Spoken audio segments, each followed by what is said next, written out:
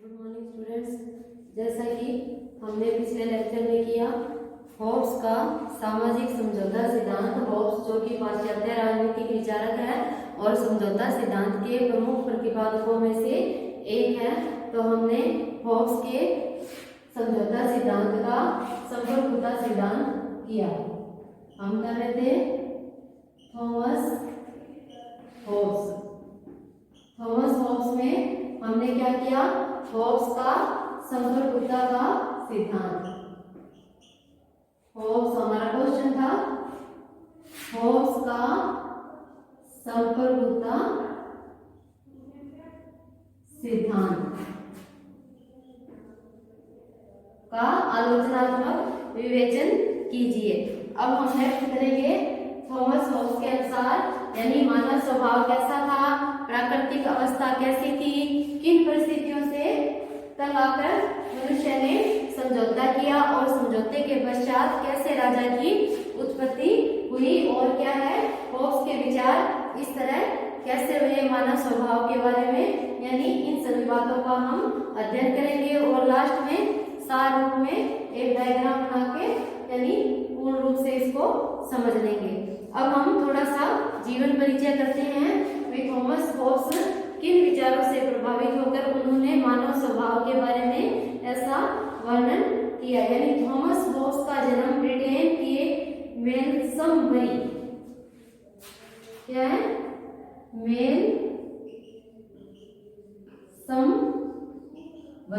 Britain के मेलसमबरी नामक स्थान पर 1588 ईस्वी में हुआ। ठीक है, और इसके साथ ही यही वह वर्ष था जब अर्माडा का युद्ध हुआ था और ब्रिटेन में क्या था, सर्वत्र भय का साम्राज्य था। और होब्स का कथन था कि होब्स ने खुद अपने ग्रंथ लेवियाथन में कहा था कि आर्मेडा के वर्ष में उसकी जननी ने 2 जुड़वाओं को जन्म दिया है, उसे तथा भय को। यानी हम ये जो 2 चीजें याद रखेंगे कि उनका जन्म कब हुआ, मेलसमबरी में 1588 में ब्रिटेन में। और क्या है, उन्होंने लिखा कि यानी अर्माडा में उसकी माता ने 2 जुड़वा शिशुओं को जन्म दिया है, यानी एक तो स्वयं होब्स को और दूसरा भय को। यानी मनुष्य जो भी कार्य करता है वह क्या है, भय के कारण ही करता है। होब्स का ऐसा मानना है, वो अपन मानव स्वभाव में करेंगे। भय के इस साम्राज्य ने ही उसे डरपोक बना दिया होब्स को, और वह एक पादरी का पुत्र था, इस नाते उसे बाइबिल का भी गहरा ज्ञान था, परंतु उसकी आसक्ति धर्म के प्रति यानी कम ही थी।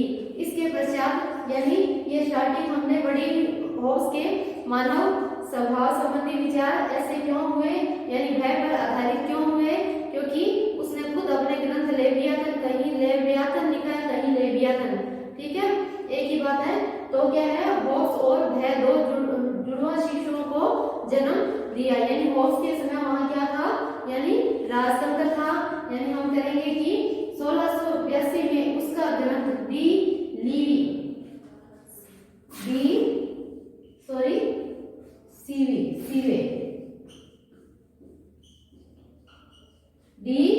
सीवे ग्रंथ प्रकाशित हुआ, जिसमें यानी साथ में ही उसने अब उसका ग्रंथ लेवियाथन भी कह सकते हो और लेवियाथन, दोनों ही क्या थे, इसके होब्स के ग्रंथ थे। उसमें उसने कहा है कि फ्रांसीसी अधिकारियों का कोपभाजन बन गया था कौन, होब्स।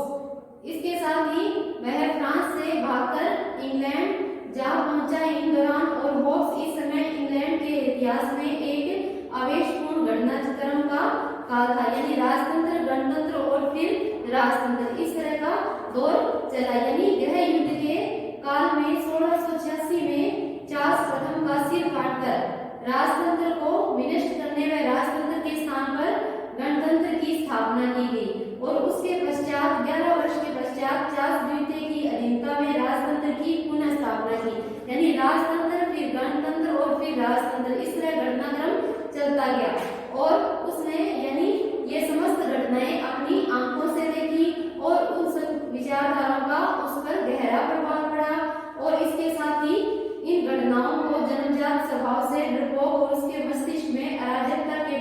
घृणा उत्पन्न कर दी। यानी इन विचारों ने हॉब्स को डरपोक और अराजकता के प्रति घृणा, अराजकता के प्रति घृणा उत्पन्न कर दी। और ऐसी परिस्थितियों में ही यानी उसने क्या है इस बात पर जोर दिया कि सभ्य तथा प्रगतिशील जीवन की प्रथम शर्त यह है कि दृढ़ और शक्तिशाली सरकार की स्थापना की जाए और जिसके लिए प्रजाजन संपूर्ण समर्थन की भावना रखे। हॉब्स ने अपनी पुस्तक लेवियाथन में इस बात का प्रतिपादन किया है। यानी मूल रूप से अपन ने क्या पढ़ा थॉमस हॉब्स के जीवन परिचय में, यानी क्या है थॉमस हॉब्स यानी ब्रिटेन के मेसनबरी में उनका जन्म 1588 में हुआ। यानी और उसके बाद यानी उन्होंने धर्म के प्रति उनकी आस्था थी और उस समय यानी उन्होंने कहा कि अपने ग्रंथ लेवियाथन में कहा कि उसकी माता ने आर्मेडा में जो जगह का नाम है 2 जुबान शिशुओं को जन्म दिया, उसे तथा भय को। और आगे यानी हॉब्स का जीवन इस तरह बीता या तो वहाँ क्या पहले राजतंत्र था, फिर गणतंत्र और राजतंत्र। इन परिस्थितियों का थॉमस हॉब्स पर गहरा प्रभाव पड़ा और इसने उसे डरपोक और क्या है अराजकता के प्रति घृणा उत्पन्न कर दी। ये 2 चीजें इसके साथ ही यानी हॉब्स के विचार ऐसे हो गए कि उन्होंने कहा कि शक्तिशाली राजतंत्र की स्थापना की जाए और जनता क्या है यानी राजा के प्रति श्रद्धा भाव और भक्ति रखे। यानी क्या है गृह युद्ध की स्थिति, अराजकता और अव्यवस्था को देखते हुए यानी इसका प्रभाव हॉब्स के यानी जीवन पर पड़ा और उसने यानी अपने मानव स्वभाव में यानी ये कहा कि अराजकता के प्रति उसने घृणा उत्पन्न की और शक्तिशाली राजतंत्र की स्थापना पर बल दिया। तो उसकी 2 पुस्तकों का नाम तो मैं लिख चुकी हूँ, डीवे डॉक्टर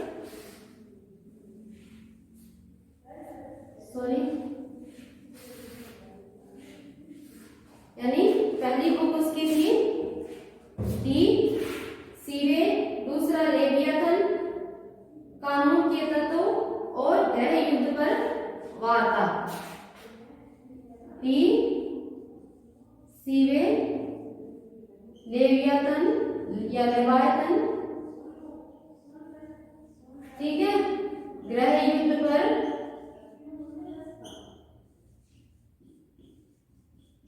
वार्ता और कानून से संबंधित। यानी क्या है अगर आपसे बुक्स के नाम पूछे तो आप ये 3-4 बुक के नाम लिख सकते हो। कौन कौन सी? डी सीवे, लेवियाथन, कानून के तत्व और गृह युद्ध पर वार्ता। ठीक है, इसके साथ ही अब हम स्टार्ट करते हैं थॉमस हॉब्स का सामाजिक समझौता सिद्धांत। यानी अब तक हमने ये पढ़ा कि किन परिस्थितियां यानी थॉमस हॉब्स के समय कैसी परिस्थितियां थी, किन परिस्थितियों से प्रभावित होकर थॉमस हॉब्स के विचार ऐसे हुए, यानी जो हम आगे पढ़ेंगे। यानी क्या है उसने यानी उसके समय में राजनीतिक वातावरण ऐसा था, राजतंत्र था, फिर यानी उसके बाद यानी गणतंत्र आया और फिर राजतंत्र आया और गृह युद्ध की स्थिति थी। ऐसे में उसने यानी कहा कि भय पर आधारित राज्य ही क्या है यानी कह सकते हैं अराजकता और भय पर आधारित राज्य ही सुचारू रूप से चल सकता है। और इसके साथ ही अब हम आगे करेंगे थॉमस हॉब्स का सामाजिक समझौता सिद्धांत।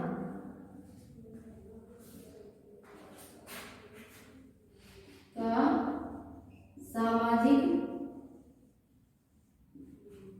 समझौता सिद्धांत।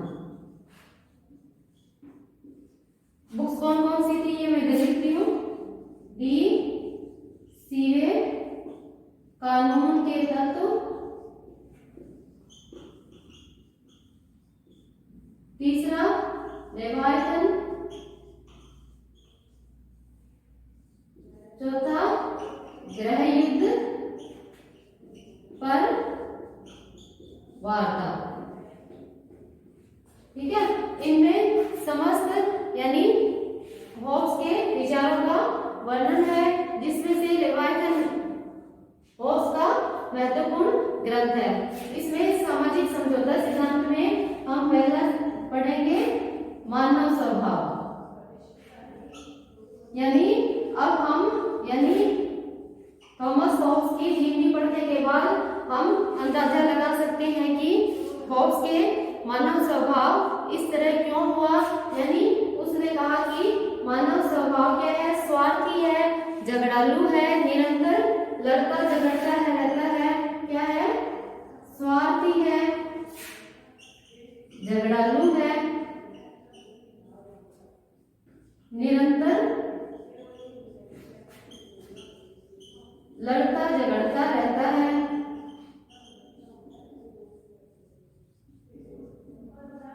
यानी कह सकते हैं कि निरंतर युद्ध की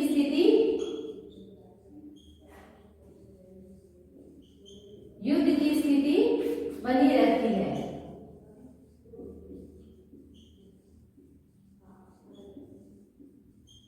और इसके साथ ही हम कह सकते हैं कि यानी निरंतर युद्ध की स्थिति बनी रहती है, और इसके साथ ही जिसके पास शक्तियां हैं वही अपने अधिकारों का उपभोग करता है, और जिसके पास शक्तियां नहीं है यानी उसके कोई अधिकार नहीं है। अब अपन बुक की लैंग्वेज में करेंगे कि होब्स ने मानव स्वभाव कैसा बताया है।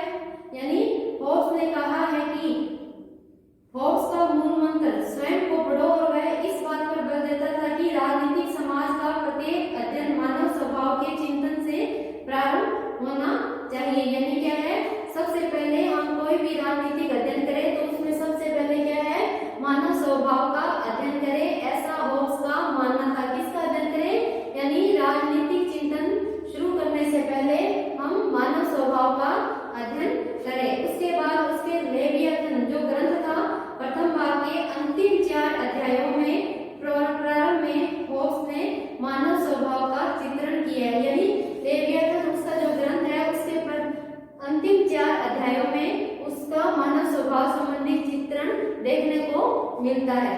उसमें उसने क्या कहा कि वह निरंतर मानव स्वभाव क्या है, स्वार्थी है, झगड़ालू है, निरंतर लड़ता झगड़ता है और रहता है, और निरंतर युद्ध की स्थिति बनी रहती है। उसमें शक्ति प्राप्ति की लालसा निरंतर बनी रहती है, और इसी के कारण वह क्रियाशील होता है, और यह इतनी तेज हो जाती है कि वह बराबर बेचैन रहता है, और मनुष्य की यह लिप्सा तभी लुप्त होती है जबकि मृत्यु हो जाती है। यानी क्या है, होब्स ने क्या कहा कि मनुष्य में शक्ति अर्जन करने की, ये ध्यान रखोगे, यानी शक्ति अर्जन करने की तीव्र जिज्ञासा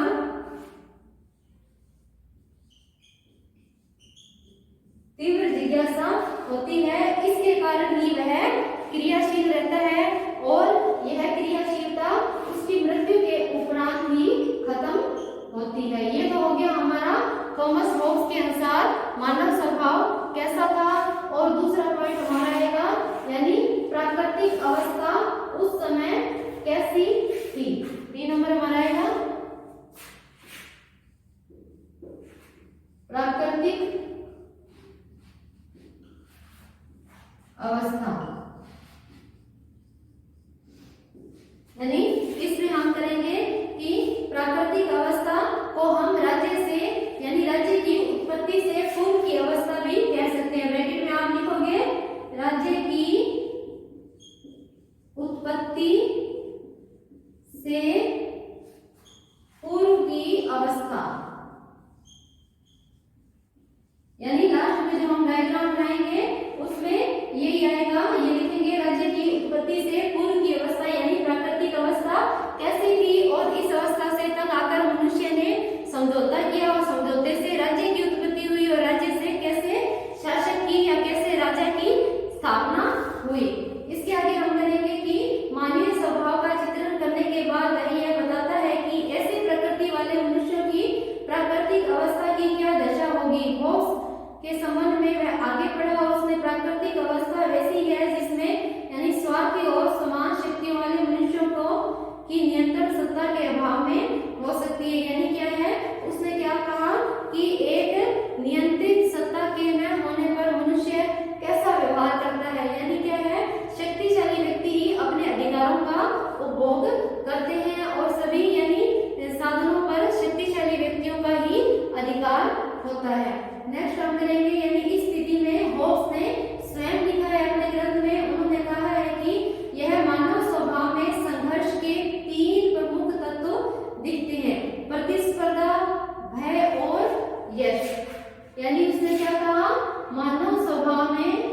ये आप जरूर याद रखोगे, मेन पॉइंट है मानव स्वभाव के 3 तत्व कौन कौन से हैं? भय, प्रतिस्पर्धा और तीसरा हमने बताया यश। भय, प्रतिस्पर्धा और तीसरा क्या है? यश। यानी इनकी प्राप्ति के लिए वह शक्ति अर्जन करता रहता है और क्रियाशील बना रहता है। इसमें हम कहेंगे यानी भय की यानी प्रतिस्पर्धा, भय और ये यश, ये क्या है? मानव स्वभाव के संघर्ष के 3 तत्व है। यानी मनुष्य निरंतर संघर्षशील क्यों रहता है, निरंतर युद्ध की स्थिति में क्यों रहता है? इन तीनों तत्वों के कारण। कौन से? भय, प्रतिस्पर्धा और यश। इसके आगे हम करेंगे कि प्रतिस्पर्धा के कारण वे लाभ के लिए और भय के कारण यानी रक्षा के लिए और यश के कारण प्रसिद्धि के लिए निरंतर संघर्ष करते रहते हैं। यानी इन 3 तत्वों को संघर्ष का प्रमुख कारण बताया, भय, प्रतिस्पर्धा और यश। होप्स की प्राकृतिक अवस्था शक्ति ही सत्य है। यानी इसके साथ ही हम करेंगे इन चीज के तीनों के अलावा, यानी शक्ति ही सत्य पर आधारित है। शक्ति ही सत्य है। इस सिद्धांत पर यानी होप्स की प्राकृतिक अवस्था शक्ति ही सत्य पर आधारित है और 3 तत्व हमने बताए, भय, प्रतिस्पर्धा और यश। इसके कारण मनुष्य क्रियाशील रहता है और इसके साथ ही जो कुछ भी वह ले सके, जितना अपने पास रख सकने में समर्थ हो, वही उतने समय के लिए उसका हो जाता है। यानी जिसके पास शक्ति है वही अपने अधिकारों का उपभोग करता है और जिसके पास शक्तियां नहीं है वो अपने अधिकारों का उपभोग नहीं करता। यानी शक्तिशाली व्यक्तियों का ही हित साधन होता है। इस अवस्था में मनुष्य का जीवन क्या हो गया? दुखमय होना स्वाभाविक था और किसी प्रकार की प्रगति की कल्पना नहीं की जा सकती थी। यानी क्या है? यानी शक्ति ही सत्य प्राकृतिक अवस्था में प्रमुख थी और शक्तिशाली व्यक्ति ही अपने अधिकारों का उपभोग करते थे और ऐसे में क्या है? यानी प्राकृतिक अवस्था क्या थी? बड़ी दुखद और संघर्षशील थी। इसके साथ ही ऐसी दशा में उद्योग, संस्कृति, जल परिवहन, भवन निर्माण, यातायात के साधन, ज्ञान, समाज आदि के लिए कोई स्थान नहीं था। यानी हम कह सकते हैं कि यानी उद्योग धंधों का विकास, उद्योग, शिल्प और विकास की जितनी भी योजनाएं हैं, ये सब क्या है? ये सब कार्य ठप हो जाते हैं और इसके साथ ही यानी मनुष्य का जीवन एकांकी, दीन, अपवित्र और हीन हो जाता है। क्या कहेंगे? मनुष्य का जीवन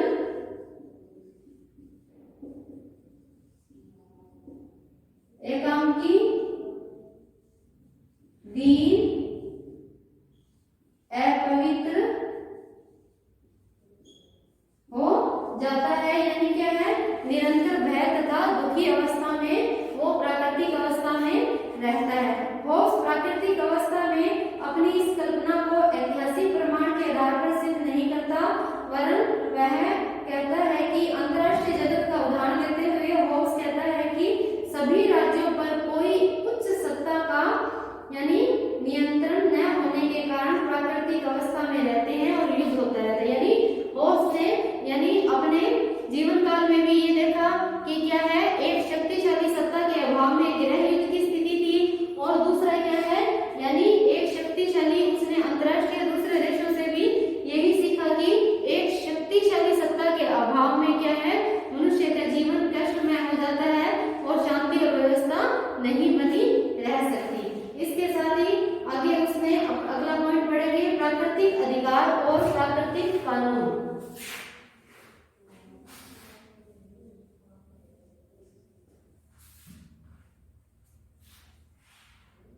सी नंबर है प्राकृतिक अधिकार और प्राकृतिक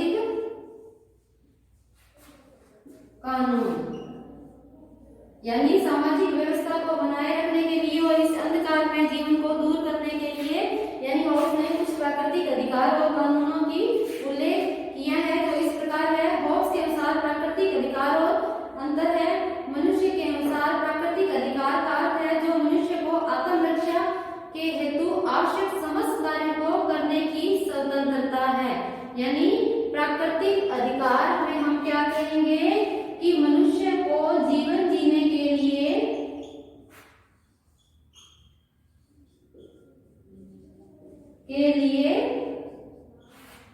आवश्यक है, अत्यावश्यक है, उन्हें हम क्या कहेंगे प्राकृतिक अधिकार।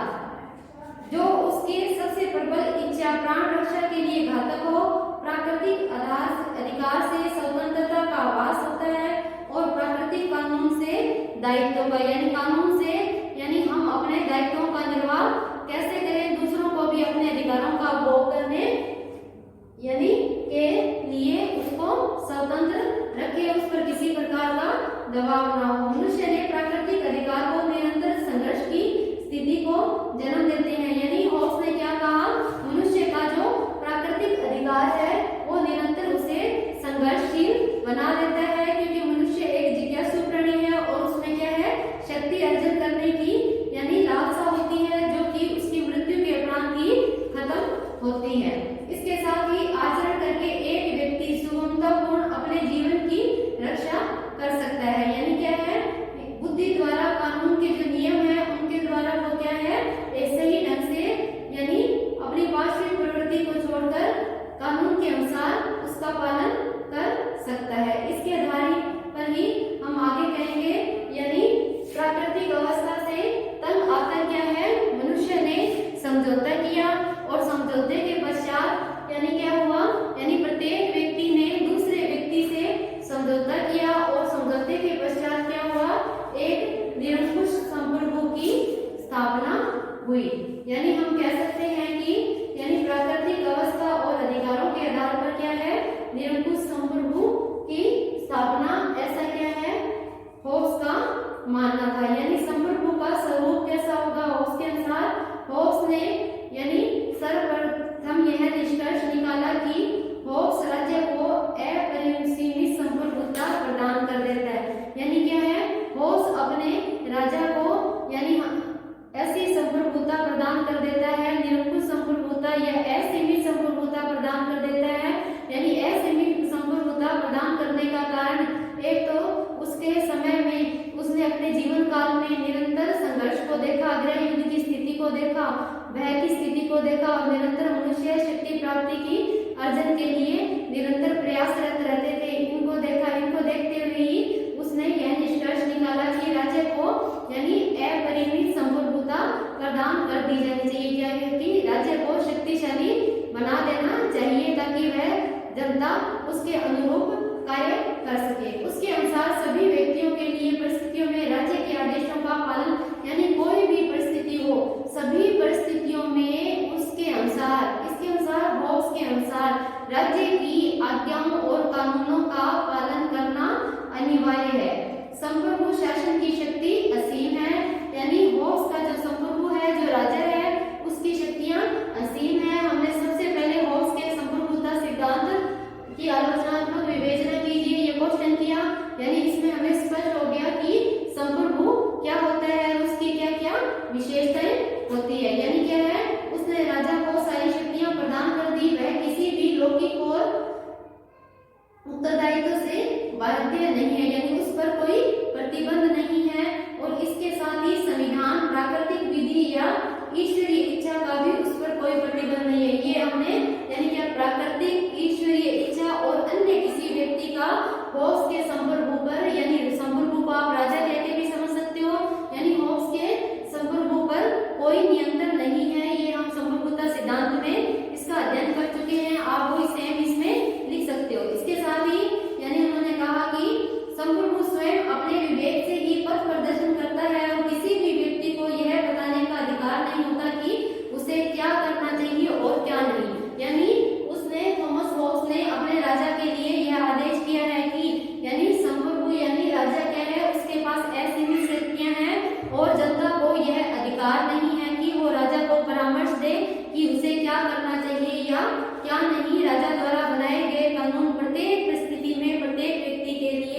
मानने बाध्य होंगे। इसके साथ ही होब्स के द्वारा संप्रभु पर प्रजा पर अपनी इच्छा अनुसार कर लगाने का भी पूर्ण अधिकार है। यानी क्या है, हम इसके साथ ही आगे कह सकते हैं कि होब्स ने अपने संप्रभु पर यानी अपनी इच्छा से कर लगाने की स्वतंत्रता भी प्रदान कर दी है। कर लगाने की स्वतंत्रता भी प्रदान कर दी है। यानी होब्स का राजा जनता पर अपने मनमाने तरीके से कर लगा सकता है। इसके साथ ही यानी इस संबंध में होब्स ने यह कहा है कि संप्रभु के द्वारा ही मानव समाज में शांति की स्थापना की जा सके। यानी क्या है, इस सब के बावजूद भी यानी होब्स ने कहा कि शांति और व्यवस्था बनाए रखने के लिए होब्स ने अपने संप्रभु को इस प्रकार की असीमित शक्तियां प्रदान की दी गई है, जिसके आधार पर मनुष्य यानी लगभग धन संग्रह करते हैं। इस प्रकार संप्रभु संपत्ति का विधाता और संपत्ति का स्वामी भी है, वही कर लगाता है और इसके अनुसार वह प्रजा की संपत्ति को ले भी सकता है। उसका यह कार्य अनुचित नहीं कहा जा सकता। यानी क्या है, राजा ही कर लगा सकता है, संपत्ति का स्वामी होता है और वह प्रजा से अपनी इच्छा अनुसार उसकी संपत्ति ले भी सकता है। इसके साथ वह जब चाहे युद्ध की घोषणा कर सकता है या संधि करके शांति स्थापित कर सकता है। यानी वह जब मर्जी चाहे युद्ध की घोषणा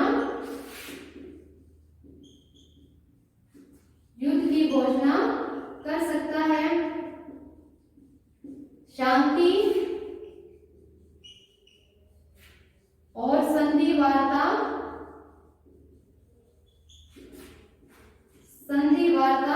कर सकता है और समझौते कर सकता है। उस पर अन्य किसी बाध्यकारी शक्ति का दबाव नहीं। यानी हम कह सकते हैं संप्रभु होब्स का संप्रभु यानी राजा पर किसी भी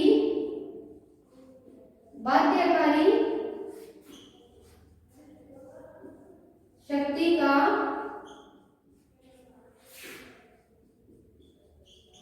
दबाव नहीं है। यानी क्या है, इस प्रकार हम कह सकते हैं कि होब्स का संप्रभु या राजा निरंकुश है। वह आंतरिक क्षेत्र में शांति और व्यवस्था बनाए रखने, कर लगाने, जनता के ऊपर यानी कोई भी जनता के ऊपर कर लगाने, उसकी संपत्ति भी छीन सकता है। साथ में ही यानी वह युद्ध की घोषणा भी कर सकता है और शांति समझौते संधि और वार्ताएं भी कर सकता है और जनता को यानी उसको मानना ही होगा। संप्रभु की शक्तियों का प्रतिपादन करते हुए यानी होब्स ने यानी शासक के कुछ कर्तव्य या उत्तरदायित्व भी निर्धारित किए हैं। यानी अब तक हमने पढ़े होब्स का संप्रभु जनता के लिए यानी निरंकुश है और वह जनता पर किसी भी प्रकार का दबाव कर संपत्ति छीन सकता है। लेकिन इसके साथ ही साथ होब्स ने यानी संप्रभु के भी कुछ कर्तव्य और उत्तरदायित्व निश्चित किए हैं।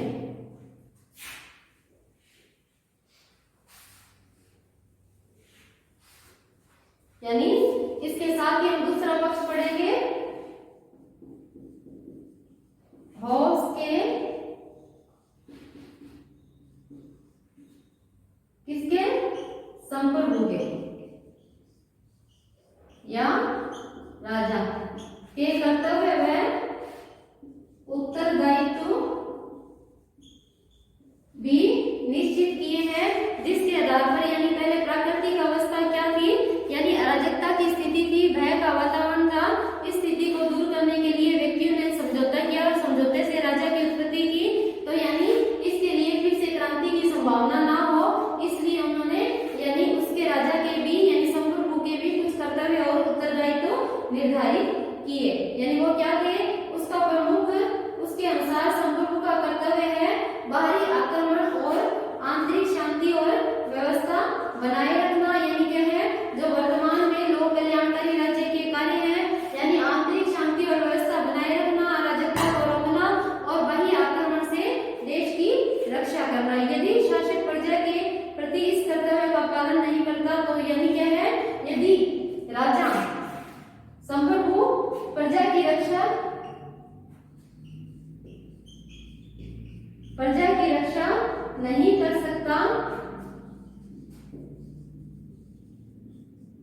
तो जनता इसका विरोध कर सकती है। ये चीज ध्यान में रखना, यानी जनता को विरोध का अधिकार है, क्योंकि आत्मरक्षा के अधिकार के लिए ही उन्होंने संप्रभु यानी राजा का निर्माण किया था। और अगर वह आत्मरक्षा यानी प्रजा की रक्षा ही नहीं कर सकता तो क्या है, जनता विरोध कर सकती है। यानी मनुष्य को राजा की अवज्ञा करने का अधिकार देता है। यदि राजा उसे अपने मारने वाले, घायल करने, आक्रमण करने वाले का विरोध न करने, औषधि, वायु ऐसी किसी वस्तु का सेवन न करने, उसके बिना जीवित न रह सके आज्ञा दे, तो केवल इतना ही नहीं, यदि किसी व्यक्ति को राजा शत्रु से लड़ने और जीवन में खतरे डालने की आज्ञा दे तो व्यक्ति उसकी अवहेलना कर सकता है। यानी क्या है, यदि व्यक्ति का जीवन खतरे में पड़े और राजा ऐसी आज्ञा उस व्यक्ति को दे दे तो व्यक्ति उसकी अवमानना या अवहेलना कर सकता है, क्योंकि आत्मरक्षा के अधिकार, रक्षा के शांति और व्यवस्था बनाए रखने के लिए ही संप्रभु की यानी समझौता किया था और संप्रभु का निर्माण किया था। और अगर आत्मरक्षा का अधिकार ही उससे छीन लिया जाएगा तो क्या है, यानी वो समझौता न रहकर यानी एक सीधा ही कॉन्ट्रैक्ट रह जाएगा, जो कि जनता के हित में नहीं होगा। इस प्रकार होब्स की विचारधारा के अनुसार राज्य की स्थापना का एकमात्र कारण व्यक्ति की सुरक्षा के लिए राज्य का अनिवार्य होना है। यानी उन्होंने क्या कहा, संप्रभु की स्थापना इसलिए की कि राज्य में व्यवस्था बनाए रखने के लिए और व्यक्ति के हितों की रक्षा के लिए, यानी राजा की या राज्य की उत्पत्ति की। यानी आज हमने पढ़ा होब्स का समझौता सिद्धांत, जिसमें हमने पढ़ा मानव स्वभाव कैसा था, यानी गंदा था, दरिद्र था, क्षणिक था, मनुष्य परस्पर आपस में लड़ते झगड़ते रहते थे, ऐसी। फिर बाद में प्राकृतिक अवस्था में यानी क्या था, यानी संपूर्ण रूप से हम कह सकते हैं कि ऐसी परिस्थितियों से मारकाट का बोलबाला था, मत्स्य न्याय की स्थिति थी। यानी हम कह सकते हैं कि